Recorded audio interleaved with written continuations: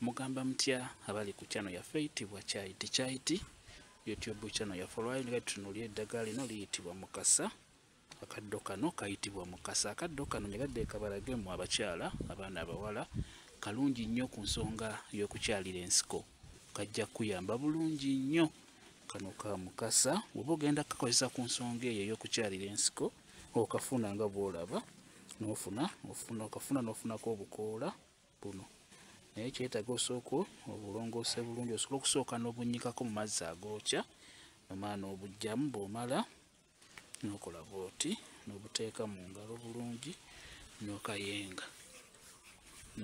Oliyengera mu ngalo nga bw'olaba.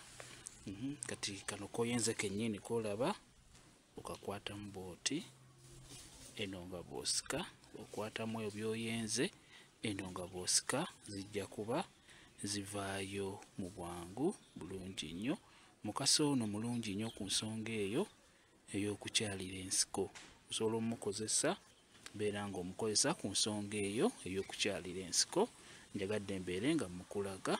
Kambe WhatsApp namba yange osobola okumbuuza, nja kwongera okunnyonnyola ku vidiyo eno. WhatsApp namba yange eri 077783740 yeeyo WhatsApp namba yange. Mwebale kubeera ku channel yaffe eyitibwa Kyaiti YouTube channel yaffe. Kyembasaba mugende mu maaso n'ogyegattako mubeere bulungi.